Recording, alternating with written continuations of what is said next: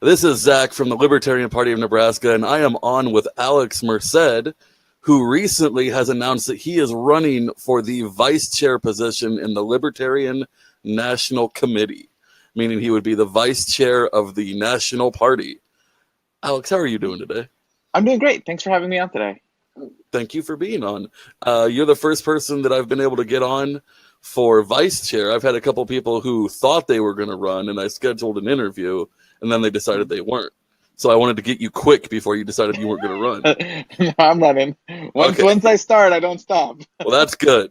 So you have a lot of experience in the past running for various races. You just I know you were running in New York. What were Yep, you running for exactly? I just wrapped up a race for New York City Comptroller. So I've run for office 3 times. I actually got into the Libertarian Party through my first run. I was drafted by the New York City Party here to run for public advocate in 2013. That's how I kind of initially got involved with the party on a more formal basis. And then I ran for U.S. Senate in 2016, which is probably my most well-known run for office, running against Chuck Schumer.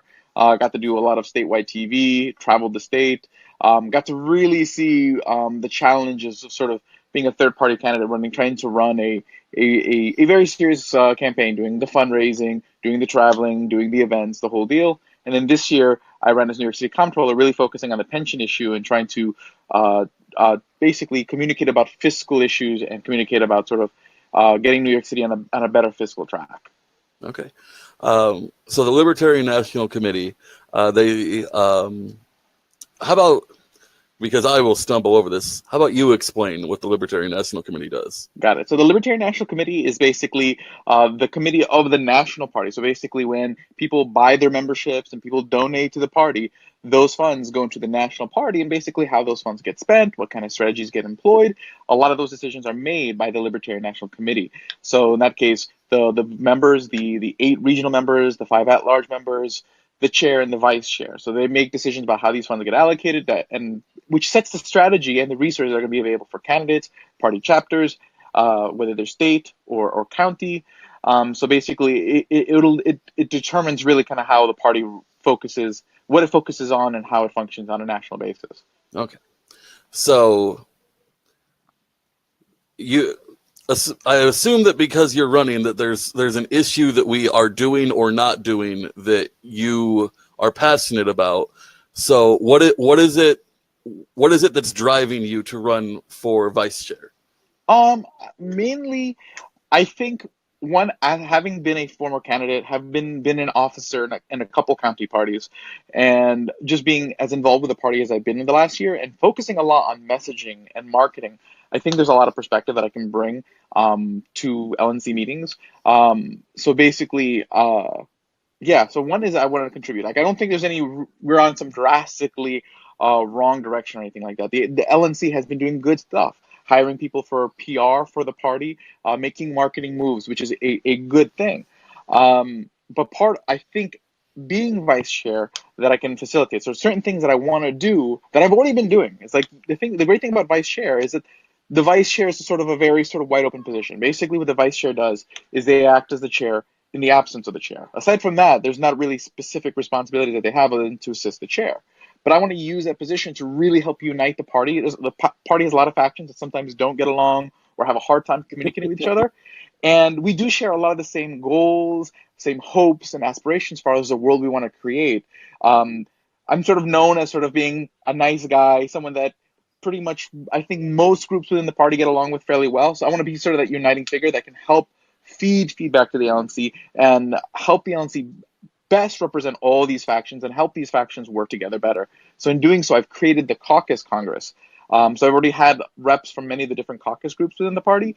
Right now, we started out as a Facebook chat group, and basically I'm trying to foster discussion between these groups so that way to help them discuss their priorities, what kind of things they would like to see the LNC do. Since I'm not on the LNC currently, I did invite a LNC member, Karen Harlos, into that Facebook chat. So that way, as they discuss, she can observe the chat and kind of use that feedback for when they go to LNC meetings. So the idea is, again, create mechanisms for, I would say, more efficient party participation, more efficient representation. I know that the LNC members that are currently on there, they work hard. Our current vice chair works hard. I have nothing negative to say about Arvin Vora. But bottom line is I want to work to kind of help bridge those divides. And that's sort of what my candidacy about. It's about being sort of a unifying figure. And that also, I want to create an ambassador program, which I've also been working. This is something I brought up to the caucus Congress and getting their feedback on what kind of things do they think that someone who's trained to be sort of an ambassador of the party, what are the values, what are the knowledge sets that they think are all useful to create sort of a program to help create party operatives that can help develop chapters, help candidate campaigns, and whatnot by providing sort of a structured training program. That sounds awesome. That part. Mm-hmm. I really like that. So you have nothing negative to say about the current vice chair, given how vastly different your communication styles are? Well, I mean, that's the biggest difference between us. I've always gotten along well with Arvin. At the LNC in 2000, I mean, at the Libertarian National Convention in 2016, he introduced me when I spoke and introduced me with a very warm welcome. And I've been on his show, so we have gotten along well. We do have very different communication styles. I am definitely I am for building bridges and whatnot, while I think Arvin is for building bridges and for advancing the cause. We have a difference in far as the role of when is appropriate to provoke and when it isn't. So there is a difference. Arvin works hard. He is a principled libertarian. No one can take that away from him. So we do have a difference in communication style. I want to bring my communication style to the party in a greater fashion, helping candidates be able to do more positive messaging, more broadly accessible messaging. But again, that's just a difference of approach more than me feeling I have any negative things to say about Arvid per se. Okay. So this, I didn't prep you for this one at all. It just kind of came to me while you were talking. Mm-hmm. Our membership was at an all-time high going Mm-hmm. through the last election, and we took a pretty nasty hit coming into this year, which is going to happen a little bit because you're going from an election year to Mm-hmm. a non-election year. A lot of people are still very worried about how much of a hit we took. What do you do to I guess you can't really fix that, but what do you do to facilitate us not losing so many memberships? Part of that is cyclical. Part of that you're going to lose because we went from an election. And the thing is that was expected. I would have expected that to expect that kind of a greater drop in this particular year because it was such a unique election. So you had a lot of people who just kind of probably became dues paying members just out of the momentum, out of the emotion of last year, more so than usual probably in a presidential year. So you're going to have a bigger dip of people who just kind of don't care as much about politics at all the next year and Mm-hmm. don't want to pay the money to renew or bother to fill out the paperwork or check the box.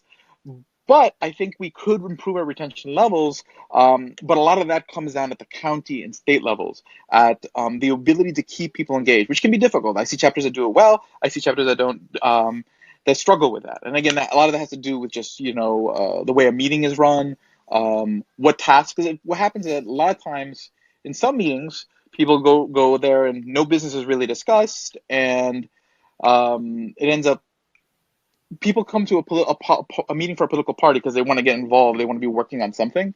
So if every meeting you're not focusing on getting people who may have showed up for the first time working on something, it'll be hard to retain them because they're not going to want to come back if they didn't feel nothing got accomplished that meeting. Mm-hmm. So in that, it's part of what I want to do with the ambassador program to be able to sort of have people have ideas on how you keep people engaged so that way they can work with their local chapters. Whether, again, not necessarily have to just be chairs, but help chairs better run meetings, get ideas for how to keep their membership engaged so that way their membership stays. Because again, people come to one meeting. If that one meeting they don't feel supercharged, they don't come to the next one. You only get one shot to really retain that person. And a lot of that's going to come from the local engagement. Now, as far as people who don't go to meetings, they pay for the membership just because they really, really believe in the cause, those people are going to continue paying their membership. Of course, we have to be careful with especially when it comes to national leadership and the way we deal with the media. We always got to be careful to make sure that we present ourselves in a way that keeps bringing everyone to the table and not necessarily pushing people away, but bringing people closer. But that's a very difficult balancing act to play. And people are going to make mistakes. That's always going to happen. People are going to say things that people are going to have a negative reaction to. This happens in all parties. So, I mean, I don't think it's worth throwing someone on the bus because they make a mistake here and there. But we always have to be working to do better. And we've done better. I think a lot of things a lot of party chapters are doing, a lot of state chapters are doing, a lot of things that are seeing at national are better and getting better, but we can always keep pushing the envelope. And I'm going to always be focusing on pushing the envelope. So maybe you know, like how this would work a little better than I would. I am a county chair, kind of. Our like the county, I'm very bad at that. I don't know who's a dues paying member in my county. Is there a way that we could structure the Libertarian Party to where national is bleeding down into the states and the counties? Because even as the publicity director for Nebraska, I don't talk to people from national unless I'm seeking them out. What can we do better about that? That to me, that's really important. Personally, I will be a much more hands-on person as far as communicating with county and state chairs, and kind of seeing where they're at, what do they need. Actually, funny thing that you're talking about data, because actually I had two people contact me about completely separately. One person contacted me with support for the campaign, saying, "Yeah, I'm glad you're running. I like the way you talk and all that stuff." And then basically wanted this help because they're like a data analyst, they create data software, stuff like that. So I'm like, perfect. And then I had another person who's been putting together data for the National Party. They have a vision for what to do for National with this data, as far as creating a software, but they're not a programmer. So I was like, okay, well, these two people contact me. They're looking for each other, so I introduced them to each other, and that's what I want to be. I want to be a facilitator. I want to constantly be reaching out to people, learning what skills people have, what skills people need, and helping connect. Because someone in Colorado could make all the difference in New York if you're just connecting people and being that facilitator, that network. Because that's the reason why, to me, it's important to be a sort of a uniting figure. So that way you have the exposure to all these individuals to see sort of where the gaps are, who can fill what gaps and whatnot. But you have to be on good terms with everybody to be able to learn all that, to learn and meet people and really develop that rapport with them, to be able to plug and play and really build that team out like that. All right, that all sounds really good. I guess final thoughts. Give your last good plug for yourself, and we'll close this out. Got it. Bottom line is I'm going to continue, again, showing in practice what I'd like to do as vice chair. So again, I'm not waiting till July to do this caucus congress or to develop this ambassador program. I'm doing this now because I want to show that I'm serious and show that these ideas can be done, and that we can do them in a bigger scale if I can win. But basically, I'm going to be traveling across. I'll be in Nebraska. I'm committing to several state conventions over the next several months, and I do need help in that regard to be able to actually make it door to door. So if anyone out there who's watching wants to donate to the campaign, head over to Alex Merced for LNC.com. We take cryptocurrency donations. We take one-time PayPal donations. Ideally, $5 a month. If you can go on the Patreon, become a $5 a month contributor to the campaign, that'll make all the difference to make sure that way we can budget out, see what we can do as far as traveling to campaigns. But I also want to use some of that money to practice some of the messaging techniques that I want to bring to the table. So not necessarily, basically, again, showing things in practice. So these would be memes that are not necessarily promoting my campaign, but promoting the party through sort of very positive but very principled messaging. And the idea is to try to actually drive registration numbers up through this campaign. So win or lose, we're creating infrastructure that's going to help candidates, help chapters, and bringing new people into the party. So I want to use this campaign to basically help the party. That's the reason why I want to be vice chair, because I want to keep taking things another step further, as Larry Sharp always say, take it one step further. So that's what I'm going to keep doing. And if you guys like what I have to say, like the Facebook page on Facebook, check out the website. There's a volunteer sign-up form. There's the mailing list, and all this stuff. All that helps in me being able to communicate, so that way you guys can keep up to date with what's going on, and we can be more united, be stronger, and make the world a little bit more libertarian. All right, that's awesome. So this has been Alex Merced. I'm Zach Taylor. You are now informed about one of the primary candidates for vice chair. Have a great week, Nebraska. Thank you.